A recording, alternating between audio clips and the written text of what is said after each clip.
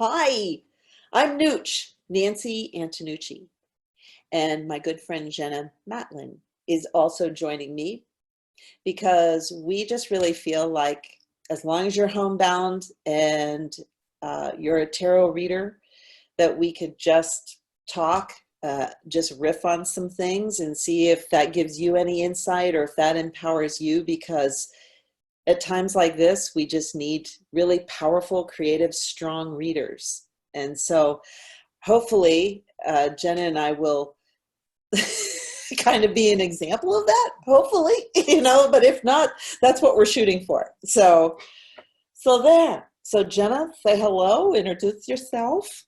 Hi, everybody. I'm Jenna Matlin. Jenna Matlin Intuitive Readings. You can Google me. So Nancy, it's a three-part system we're doing, right? Yeah. So this is part one, Mhm. and we're doing being tonight, right? Yeah, So it's being, boundaries, and business. Yeah. that's it. All And right. you came up with a fabulous title, which is, I can't. We I both put it in my did. We notes, both did. Pandemic, Panic, and Presence, Reading During Difficult Times. Yes. Hello. Hello. Yes. So for our audience at home, I think this is really just, if you're reading right now, you're probably reading for people that are very anxious and worried and scared and, uncertain or unemployed. And that's a lot of psychic energy to be kind of flowing through you and grounding. Mhm. So I don't know about you, Nooch, but I see this three-part series as kind of like this is the really like the best chapstick for your lips, when you're feeling a little like chapped, you're just like, oh god, I've been out in the weather. Let us be the healing balm Yeah, to that's right. soothe the savage ragged areas. That's right. Yeah, and Jenna, the reason I wanted to ask you, because initially I just thought, oh my gosh, we really should show readers how to do remote readings, which we will get to in series 3 about business. But then I thought, I would love to just team up with you because you and I have such similar philosophies and values with tarot, but we also have some very different ones, and that's cool. It's just like, I don't feel like we don't, that's not a conflict. That's like more food on the table when you can get different tastes and different styles and different philosophies. And also, Jenna, to be honest with you, I don't meet that many people that read for their bread and butter, like literally full-time reader. And I'm not putting anyone else down in any way, shape, or form because I love tarot. And if tarot loves you, I probably love you. But it is a whole different ball of wax when it is paying your rent and it is getting put in savings for you as an old person. Yeah, So, yeah. Well, thank you. Yeah, when you reached out to me, I was like, hell yeah. Let's get, I was like, let's do it. Yeah, you're right. There aren't a lot of full-time readers, and I think there's a lot of cultural, specifically in America, cultural reasons why. One of them being you need health insurance, and that's really expensive if you're on your own. Like, yeah, poor gig people are kind of left out to dry as we're seeing. So hopefully, I mean, right. I don't want to get political, but hopefully these changes may mean it's easier for people to take the leap to do the thing that they really love. You know what I Absolutely. mean? Yeah. And you're right. What you said, more food on the table. Like, oh my God, I love that analogy. Like, yeah, like just let's just eat it all. Like, there's no competition here. There's enough for everybody. There's really enough for everybody. That's What right. do you say? That's right. All right, sweetie. Well, let's pull a card. We thought we would just pull cards every once in a while just to keep us on track. And I am using the Amazon. I don't know if you can see that axe, but I'm using the Amazon Vintage 60s deck that was put together by a cooperative of artists. And it was gifted to me, and I'm so grateful. And it's black and white, except for a couple cards that the previous owner colored very well, I might add. So, and what deck are you using, Jenna? Oh, I actually have the box right here. I am reading the Spacious Tarot that was produced. It was kickstarted last year, and it is by Carrie Mallon and what's her name? Annie Roygett? Annie, I'm sorry if I'm butchering your last name and you watch this. And what I love about it is the Spacious Tarot is built in a way where you yourself are entering the scene. So it's coming from the vantage point from your perspective. So, you know, Ace of Wands, for example, this is you holding the wand. I just love that. Yeah. All right. Yeah. So let's pull a card. Are we each going to pull a card? Are we each going to pull a card? Yeah. Or, cool. While we dive into being, so just being, our first series, being. The number 2 is boundaries and number 3 is business. So we're going to go into being. Oh my God, are you?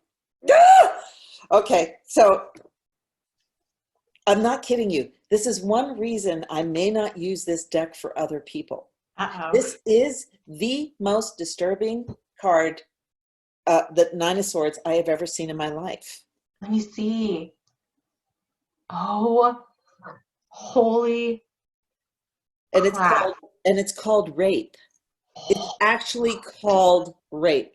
Look at that. Can you turn it upside down? It's a face either way. Upside down, you see. Holy crap. That is an amazing card. And this is 9 of Swords. Yeah. Wow. So I would say, you know, I mean, for a lot of us that are optimistic about where we're going from here, or just, you know, seeing this shift for the better. I mean, seriously, Mother Earth is healing for the first time in hundreds of years, and she could not be happier. So it's kind of like, okay, there's definitely other levels of healing that are actually happening. But when I see this, I feel like the people, the ideas or thoughts of powerlessness, of vulnerability that is not strong, of being taken advantage of not being protected, you know, so that that's also a wave that goes in and out. And I would like to think that we're actually purging that hate, not attracting more of it, not creating more of it, but part of our healing is letting go of that hate. But you also have to stay engaged, and that's so crazy. I swear to God, this is the only card that makes me not want to use this deck for other people, because I don't want to trigger other people. And, you know, now I've never been the kind of girl that took the Tower and Death card out when it comes to party reading. I'm sorry, I don't, you know, and I think there's a lot of minor arcana cards like the 10 of Swords. Excuse me, that's pretty scary. And the 3 of Swords, it's like, no, I don't want to scare you. I don't want to terrify you as my client. But I do want us to be able to look at the dark side together and know that love is always stronger than fear. Period. Fucking period. Fucking period. Love is strong. You know, so. Wow. With that, I hand over to you the card you pulled, baby. I think there's something really interesting in you pulling the one card that gives you pause. And that's the card that gets pulled at the start of this very public thing. Exactly.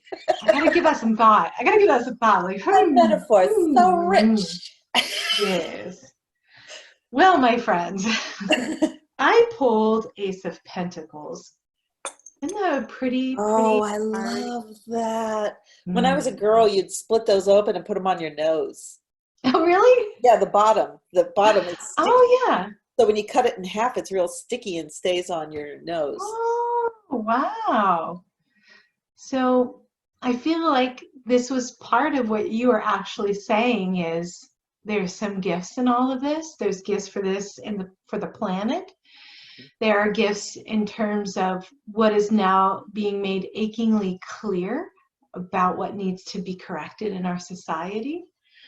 I think some of the gifts aren't easy gifts. They're really hard, scary, hard to manage gifts.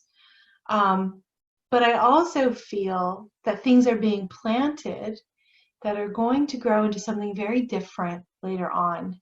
And I feel that this is generational in process, that there have been seeds that are happening now that are really going to come into fruition in our grandchildren's time, or my grandchildren's time. I don't want to get too deep, but that's just what I'm sensing from this card. But also, because I'm also thinking about the business piece too, is how can we continue to have the resources flowing in a time where the economy is like going, no, we cannot spend anything. So I think that's part of what the message is too, is how do we keep that energy flowing, right? That's right. And I think that's part of being too. And that's the first part of this. And this is why we did it in the beginning, right? It's like, unless we're taking care of ourselves, and I mean, that could even be the fourth thing, is burnout, right? Like if we're not taking care of ourselves by doing these three things, it's going to lead to burnout, especially in this time. So yeah. What are you thinking about that? What are you feeling?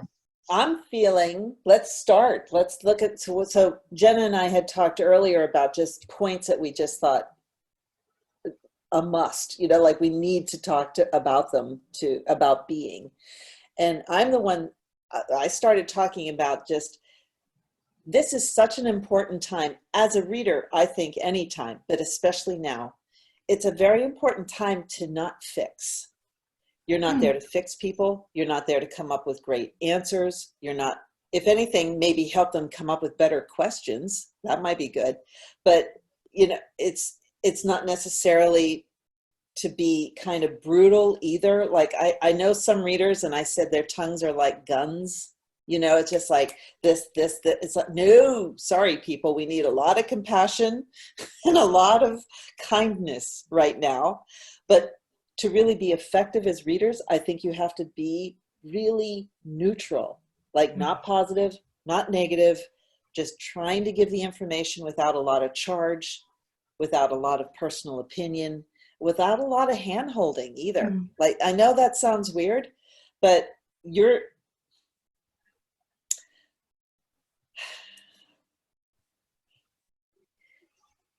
know what you want to hear when you hear a question. You'll know how they want you to answer that. Like, for instance, okay, I didn't think I'd go here, but I'm going here. She's going there, folks. She's going there. Yeah, really. Just before we've met up, I find out that my dad, who's in long-term memory care unit, has a confirmed case of COVID in his unit. This is not good. This is not good. That's that hungry tiger that got everybody in Seattle is now in his ward. And so now, would that be a good time to get a reading? Probably not. But what I did was go upstairs with the one deck that I call my fortune teller deck. It's my handle deck, and I only go to it when I need really specific answers. And it showed me Bridget. This handle deck is Mother of Cups, and it showed Bridget, which basically told me, you know what, Nance, Goddess has got this, so you leave it alone. So that wasn't a positive and it wasn't a negative. It was neutral. It was like, and so even if you as a reader can't be neutral, you can trust that the cards can be neutral. And I don't mean the cards like these things are where the magic is. These are the telephone. It's just like, who are you calling in? What source, what love are you leaning on? And if you don't know what that source or love is, I don't know if you can be completely neutral. It'll be kind of coming more through you instead of being channeled, so I'm sorry, that went every which way but Sunday. But basically saying, even with my father's imminent death that could be down the corridor here, very literally, I have in me a high priestess that is observing, always kind of outside of the human life is strong, is loving, is beautiful. And you could call that goddess, you could call that inner wisdom, you could call that love, but I just feel like you actually really need to know what that is for you so that you can use it in crisis, and you can use it when you're reading for other people in crisis.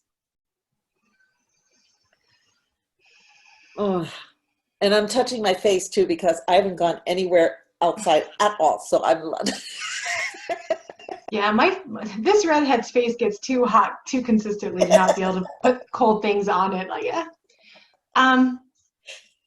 There are really two important points that I want to piggyback on. And the first one is that how do we hold space? And what I've noticed as a professional reader is, as a client, it either doesn't like the message or there's a heightened anxiety state for them. There tends to be a lot of pushback from them, and it's often they want granular details. Oh, yeah. So it's like, oh, for example, this guy has moved on. What do you mean he's moved on? Did he move out of the block? Did he move out of the city? Is his name Mark? Is his name whatever? And so our job is to not allow. So there really are four people in a session. There's you, there's your client. There is what I call the God of Tarot, that benevolent consciousness that kind of sits there on it. But then you also have the anxiety, and I call it the anxiety monster. And so these four people are having like all of this stuff happening, and you as a reader cannot allow their anxiety monster to take control of the reading or control of you, because it will attempt to do so. So I did want to mention that, which means just because they ask a question doesn't mean they're entitled to the answer. That's right. Or there's even an answer. Yeah, right. They're entitled to asking the question. That's all they're entitled to. And right. We as readers have no power or say over the message that is going to appear. Right. So I think as readers for other people, especially in times like this, and like you were saying, really making sure that we're being really clear and transparent about what is coming through and what is not coming through. I think one of the most important things a reader can say is, I don't know. I don't have that answer. That's not the answer coming through. And they may not like it at the time, but those are the people that come back because they know they can trust that you're staying neutral to the message despite what they're wanting, right? What do you think? Like, what do you do, Nancy? Like when you know, if you have a client who's like in a heightened fear state or their anxiety is showing up, how do you manage?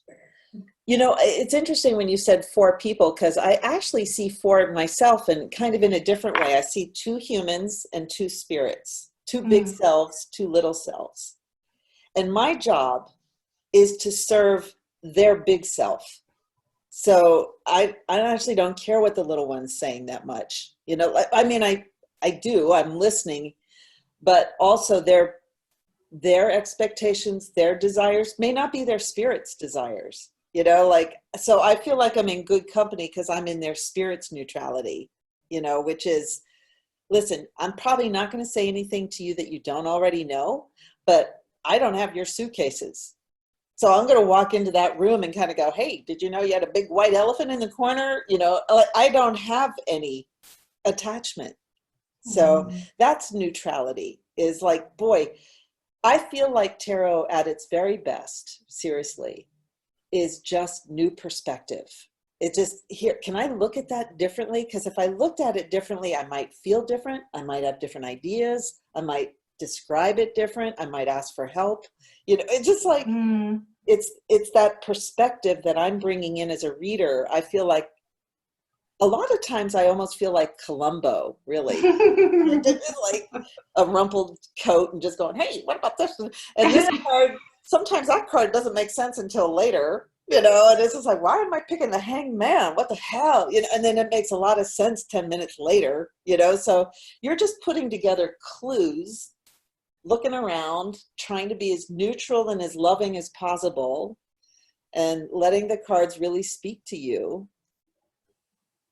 It's hard though, because we're trained to really give people what they want. We're very cued into what I think this person needs. And boy, that nothing will hose a reading faster than you thinking you know how to heal them.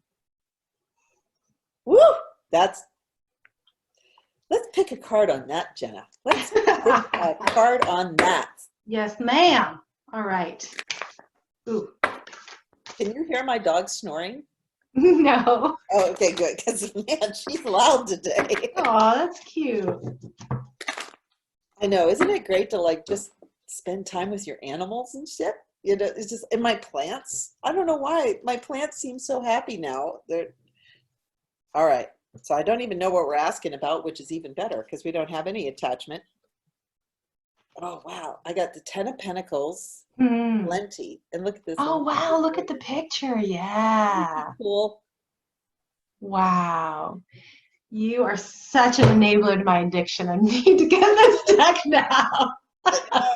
And the 10 of Pentacles is plenty. So it's kind of like, instead of feeling like your client is coming in depleted or empty, start with them as spirit, and we're prosperous and we're beautiful and we're here for now, and this is the form we wanted. We're spirits having a human experience, so we are in total abundance and prosperity, you know?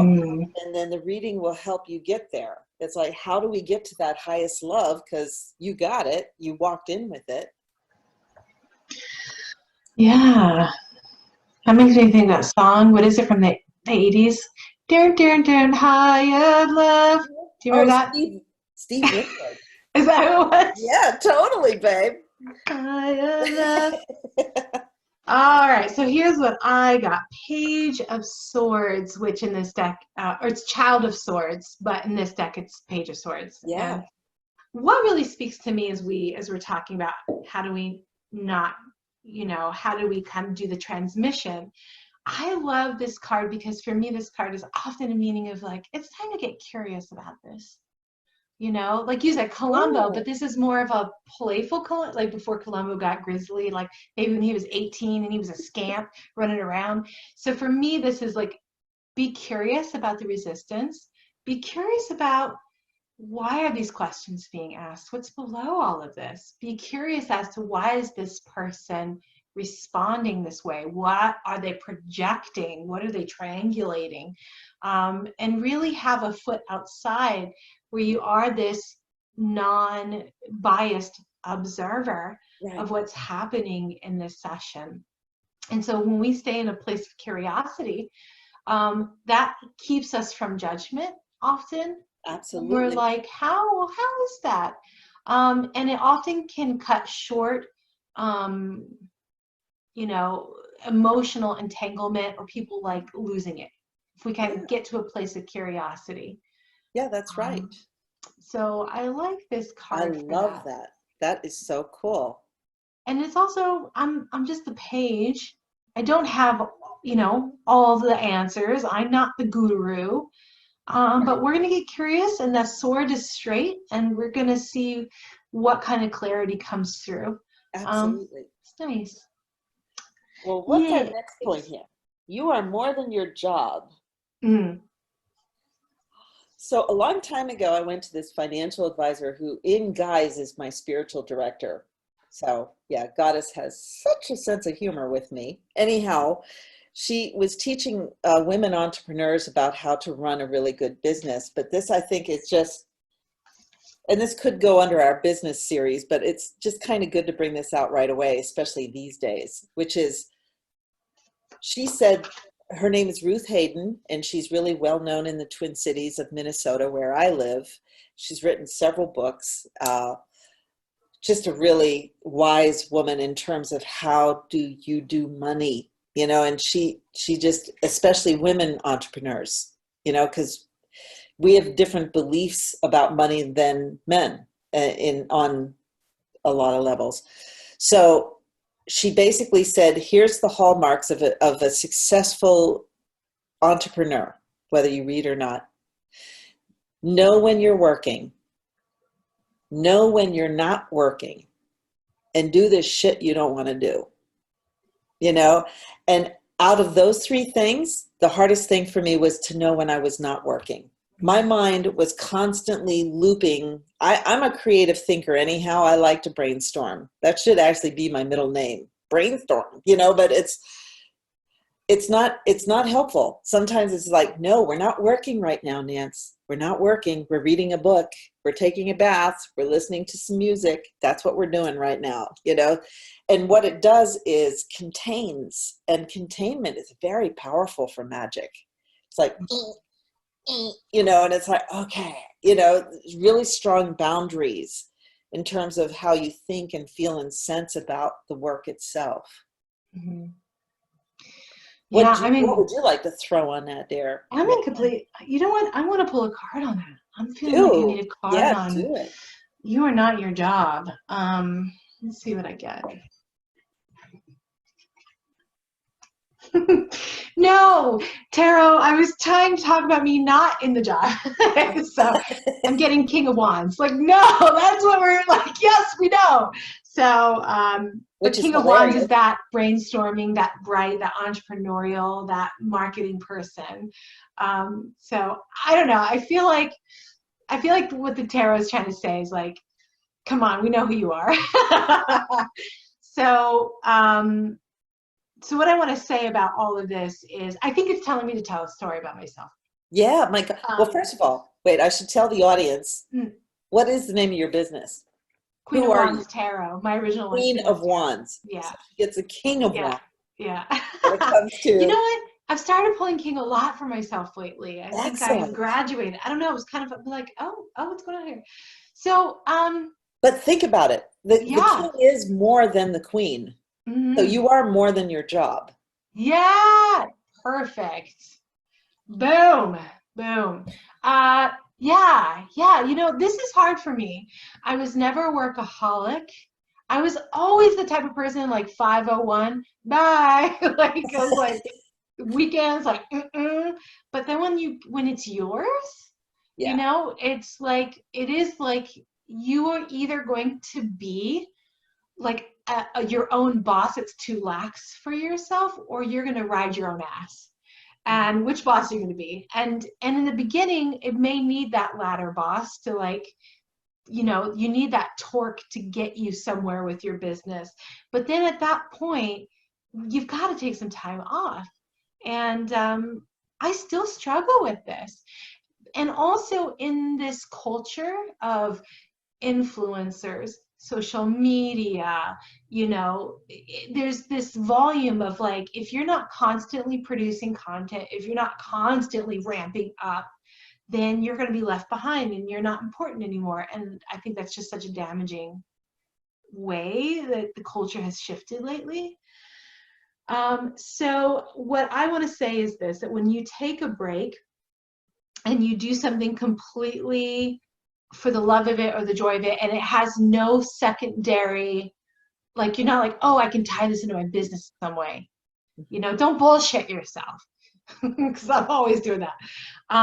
You're going to be a better reader and you could be a better entrepreneur, right? That's right. Because you're letting the field lay fallow Yeah. and letting the forces of something greater plant some seeds. Yeah, that's real trust. Actually, Mm. that's you really trusting your magic is being able Mm. to walk away from it. Mm.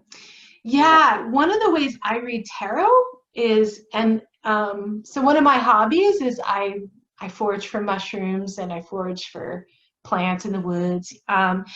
But if you're looking with a focused eye, you won't find them and you'll get tired fast. You need the art of the soft focus. So really relying on that Oh, I love that. peripheral vision to alert you when the thing is important. And I do that with tarot too. I'm not always in like, what's the answer? What is it telling me? Like, I'm like, okay, I'm going to just be soft with this and see what kind of trickles up on its own. And I think we can do that in our lives, which is like have a soft focus. Yeah. It'll get you probably where you want to go more authentically and more And healthfully. Yeah. And more effectively, probably. Yeah. Yeah. So where else should we go here, baby? Uh, I feel like we talked about like who's your spiritual A team, right? Yeah. So, and when I say A team, I mean like your astral team. That's what I call them. Like, what do you do? Who are you? What fulfills you? What sustains you spiritually? Where do you find moments of wonder and awe and connection? That's so important, especially for us. Yeah. And Nancy, you were saying that you love to, the woods is there for you, right? Yeah. Woods. And in fact, just listening to you right now, I thought to myself, as a reader, seriously, I don't mention the word God or goddess for anyone under 40. I don't. It's a whole new, I'm not saying no one under 40 believes in God and goddess. I'm just saying it's changing. And the creative unknown, I call it the creative unknown. I call it love. I call it the source, but again, I think the more you clearly define what that is for you, the better you can use it, and I have lots of younger clients, and I'll just say, could you just make up someone? Like, if you could just pretend that God or goddess could care for you at all, like, who would it be? Or the unknown. I mean, make up something, if there is nothing there, because you need that feeling of something bigger than us. That really is magic. It's a source. It's who we are when we're bigger than us, is the best way I can describe it. So for me, like, my son, when he was 7, came up to me and he said, Mom, I'm just not going to get into this invisible giant thing. And I went, oh my God, you're right. They're all giants. I never thought of a 2-inch Krishna, which ever since then I've been playing with that. Wouldn't he be cute? Wouldn't somebody's so damn cute if he was like this big? But I thought, I said to him, listen, do you believe in love? Do you think love is the power? Do you think love is a force? And he said, yes. And I said, if you serve that, there's no problems. Like, some of us have to put costumes on them. Some of us have to put names on them. People, that's a big question I often get during readings, that tell me about my guides. That's a big one. And I'll tell people, listen, just, like, come create your own divine committee. Who would you want on your team? And chances are they'll probably show up. I mean, if you do believe that, there's a lot of people that no, they're not going to personify God or goddess. But I'll tell you, when I really need to just get back to myself and my spirit and just remember, wait, this life is really short, and it's going to be gone before I know it. So I need to love where I am right now, even though I may not want to. Man, that can only be trees for me. That can only be trees. I really trust trees. I still don't trust two-leggers to the degree that I trust trees. Mm-hmm. So that helps. You got to know where your sanctuaries are. Yeah, that's really, really beautiful and true. Who's on your spirit team? My team is a variety of people, past and present, human and non-human in form. From when I was a teenager, I was told about some of my guides, and it's real casual. It's like really once in a while. I'm like, yo, hey, what's up? I need your help. Could you like talk to someone? I know you can pull some strings. Yeah. And I feel like it's very similar to you, Nancy. I feel like it's kind of like a nature-based, the force, but it's nature. That some of my most profound spiritual experiences are in my body. They're not outside of it. It's part of it. And I have lots of little rituals that I do that are, make sense only to me. So I'm in a rural area, and every, maybe you could call me a bit animist. Me and my husband talk about the Ghibli movies. and how there's little spirits everywhere, Oh, yeah. and they come in and they come out, and they're Yeah. largely very helpful sometimes. I kind of feel like that's the case. So I feed every night. I take a bowl out, and whatever is left, and the local possums and raccoons have it, and I'm sure my neighbors don't love it, but for me, this is about like honoring the other woodland kind of energies as an act of respect. Yeah, other families. So I turn that into a spiritual practice. Now, I have a kind of a forte of mine is that I was raised Catholic. And so I have this really kind of, I really resolved it, but a tortured love affair with Jesus. Tortured. By actually having to watch him get tortured over and over again in Catholic school. But I have this way of like, Jesus, and I think a lot of people are a little leery about spirituality or something with the cards, in that they've been hurt by the church. They've been hurt by different religions. They didn't feel like they had to go through a medium, you know, someone in the middle. They couldn't just talk. So their prayers and everything were formal. They don't have a conversation. And I feel like, you know, Jesus is one of the most, to me, was one of the most beautiful masters of love and gentleness. And it's like, wait, don't throw him out with the bathwater. If you indeed feel a connection to him, redo the contract, you know? So like, to me, I love Jesus and I threw out his family. I don't like his family, you know, I don't like what they do. So I don't have to like his family. That's been really healing for me. That's been very empowering because, you know, when I was in Catholic school, the way I looked at Jesus was like, I used to sit in my desk chair so that he could sit next to me. That's seriously, I would sit halfway on my chair. That's how much I knew he was sitting right next to me. Were you like, did you have a fascination with nuns? Like, did you ever think about joining the nunnery? I mean, I wasn't raised Catholic, but it's fascinating to me. Oh, no, I would never join. Oh, Lord, the nuns. Well, that's why I'm the reader I am, because I suffered some pretty severe episodes of dissociation because of nuns. And it wasn't physical. It was completely spiritual. Wow. So I feel really confident. I would also say to any young reader out there, listen, you know, the trauma in your life, it's going to make you a good reader. I mean, it's just going to make you a good reader, you know, because I firmly believe that people should be able to believe in God or spirituality or religion any way they do, you know, and nobody gets to come in and say, this is wrong or this is right. You know, so they empowered me. Those two nuns in particular really empowered me to own my own reality, you know, and he's just, you know, when I can talk to people, it's so nice to see people kind of go, well, you know, I was afraid to talk to him, or I don't want, you know, and it's like, that's cool. Just tell them that. Just tell them, you know, just tell them that, you know, if that's your dude.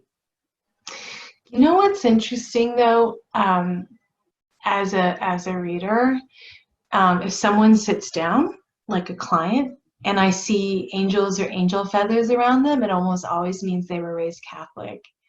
Yeah, and I'm like, were you raised Catholic? And they're like, yes. How did you know? I'm like, I'm seeing angels. Oh my God, that's cool. Yeah. And it doesn't mean that they have to be practicing Catholic, but the culture of Catholicism.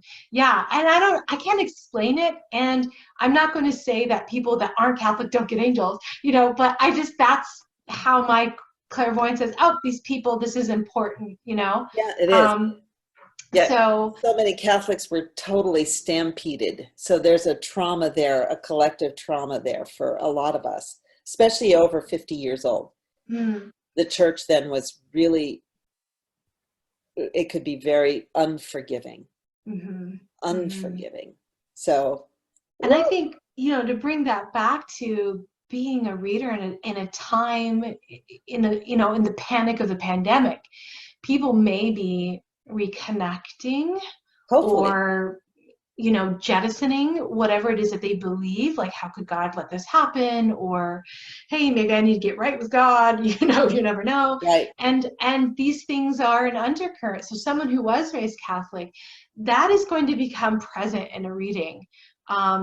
You know, in Philadelphia where I read, it was mostly Catholic and Jewish, and Right. sometimes Muslim, and a lot of Hindus too, actually, kind of ran the gamut. And that always informs the way someone hears a message, Yeah. and what really stands out and what doesn't stand out, you Yeah. know? So I think the clearer we can get in terms of what's our deal, it Yeah. helps us be able to hold space for their deals, because they're going to see us. And I remember you and I were talking about this, like, people will put labels on us as readers that we're like, no, no, no, no, no, no, no, no, no, I didn't say I was that. But people will.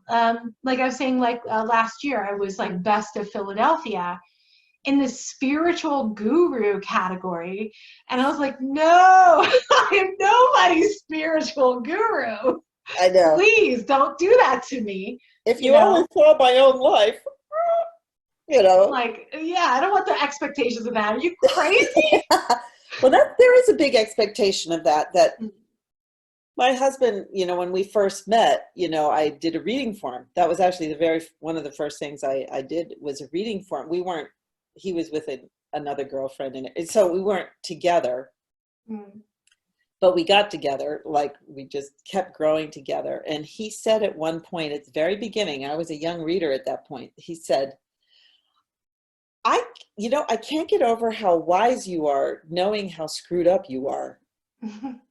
And I was like, that helped me so much, because it was like, no, this isn't my wisdom that I'm sharing with someone. This is a wisdom I'm sharing with other people. And I can channel that. And the more I love myself and treat this channel better, the better I'm going to be. And at that point at 24, I was pretty roughshod on myself, you know, like I wasn't loving myself very well, but I still channeled.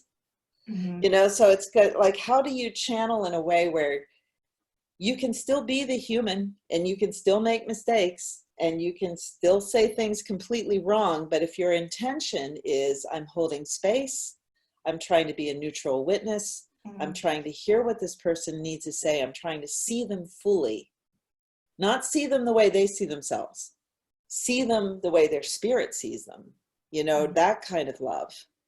You know, you're bound to get at least one good insight that hour. You know, like that's the gold of tarot. Yeah, you know, to piggyback off of that, you know, I have a lot of people that will come to me and say, Jenna, you're always right, or you know, you're always correct in these predictions. And then I have other people go, Jenna, you're freaking wrong. You're being wrong twice. And it's just like, I don't feel like I own either one of those messages. It's Right. not about me being wrong or right. It's about a message being presented that needed to come to you in some way. And then you affect the universe back. You Right. know, you're casting your stone into the pond, and then the ripples affect ahead of you. Yeah. So it's not about me being the predictor or not being the predictor. It's not really about me at all. Right. And I think, you know, clients, especially ones that are going through times like now, they want that safe harbor, right? When we're in a place of anxiety, heightened anxiety and worry, we get into granular thinking, we get into black and white thinking. We want the sure deal. We want the info. Yeah, instead of right or wrong, I tell students, go real. You just be as real as you can be with the image you got, with the information you're hearing, with your own well-being. Just be as real as possible. Show up. You know, if you're doing this stuff, if you're doing the same little soft shoe shuffle every time you see certain cards and everything, it's like, honey, you're just kind of phoning in. You know, you're phoning in. Yeah. But, you know, I would add to that too, though, is make sure that you're answering the client's question, or at least hearing it.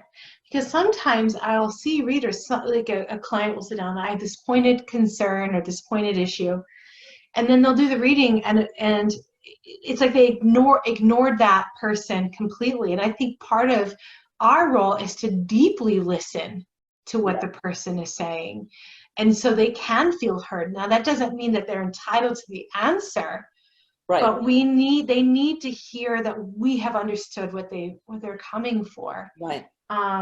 Because magical things happen when you're heard and when you're seen. Mm-hmm. That's humans at our best. At our best is when we're heard and seen, because love comes from that. Love can come from.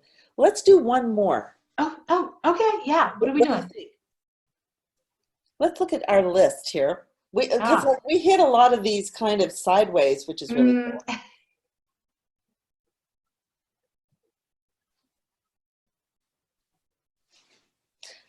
I like this one, like how to work when the timelines and energy levels go all over the map during what I call this tower time, Yeah, I was looking at that same one. I was like, we should do that one. Should we pull a card? Yeah.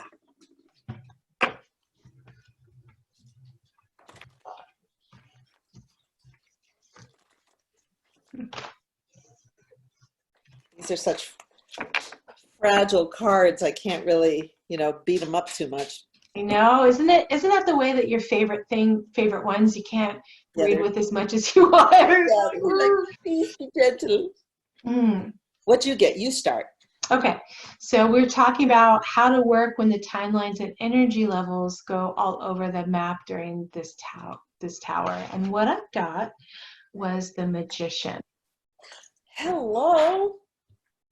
So for me, this is about knowing when you have to hold to your boundaries, which we'll talk about in the next one, but also when to break them, when to be fleet of foot, when you need to use an orthodox methodology to get to a place.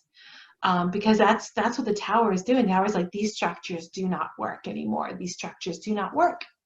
Yeah. And so this is like, what am I magicking into being? And what do I need to do that?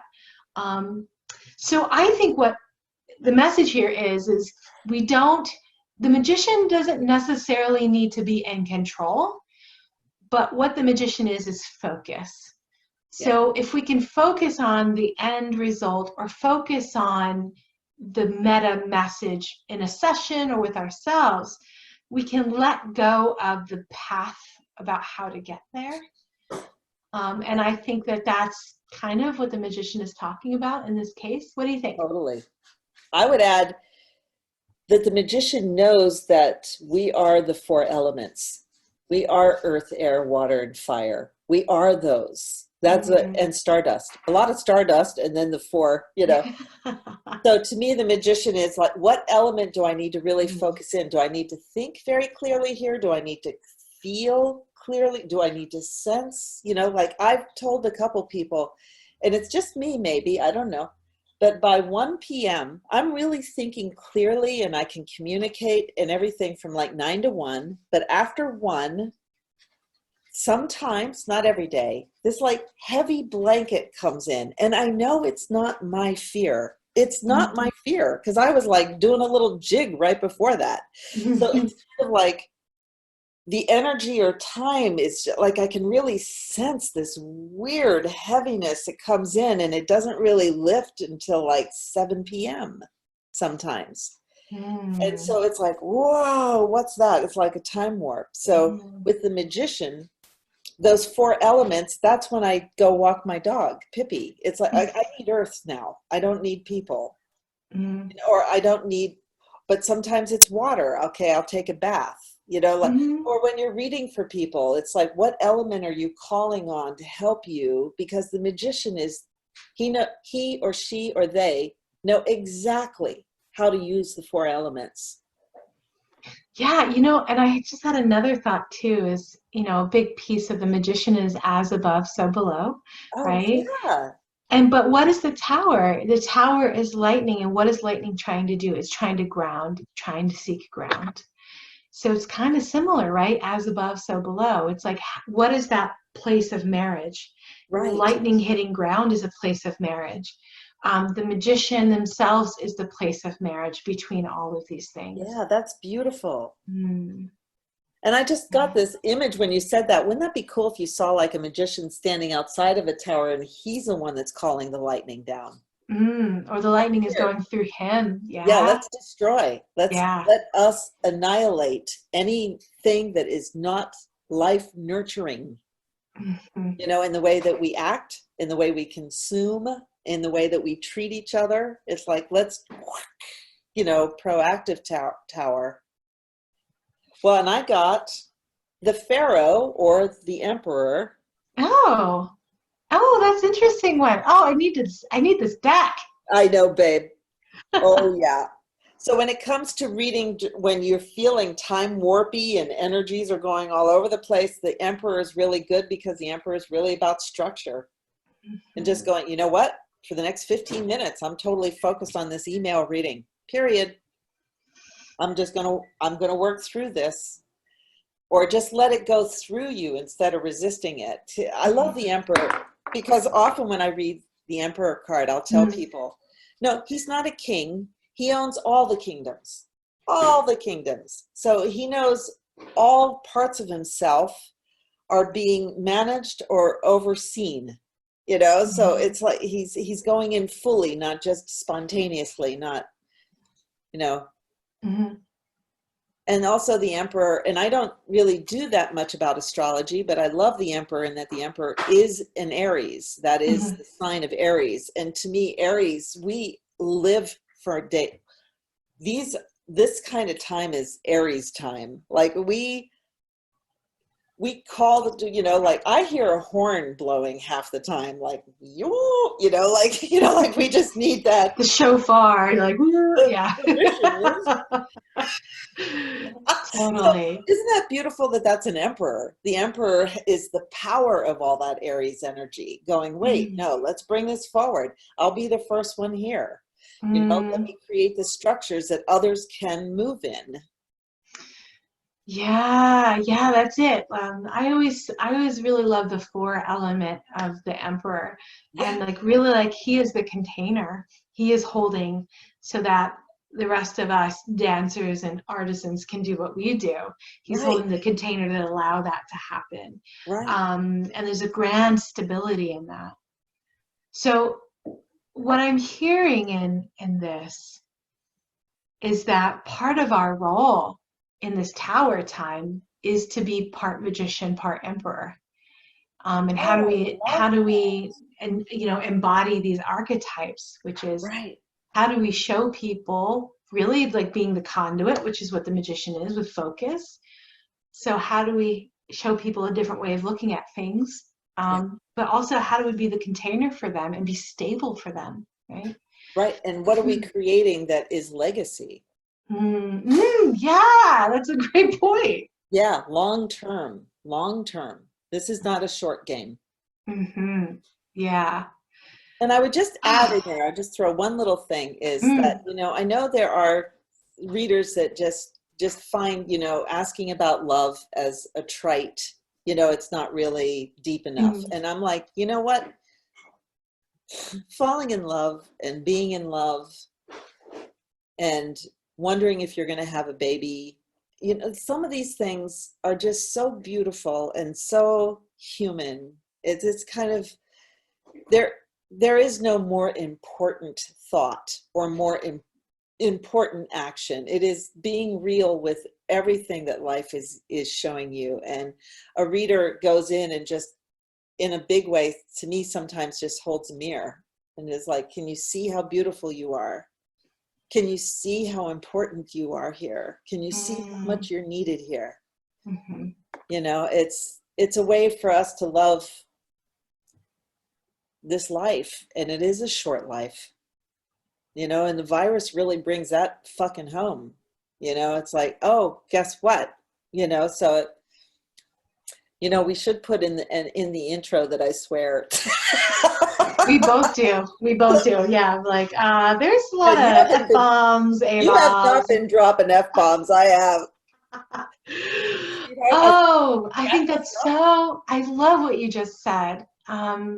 Because I am that kind of reader where I'm in the trenches, you Yeah, know, and it's all about, is he going to come back? Am I going to have a baby? Is this job going to happen? yeah. And I don't get tired of it. I don't get No, tired of it no, I because don't either. because I'm always entertained by how the tarot wants to answer that question for that person. Absolutely.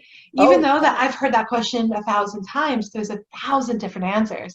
Yeah. So I don't get bored with it. Like I'm always like, oh, that is interesting. Ooh, oh, that's wow. Well, look at that. Yeah, exactly.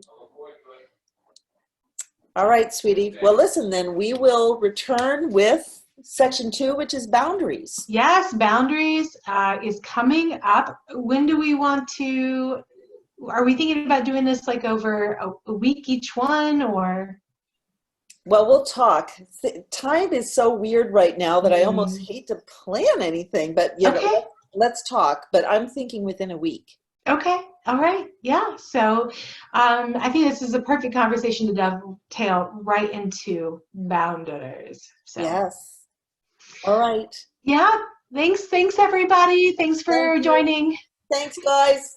Bye.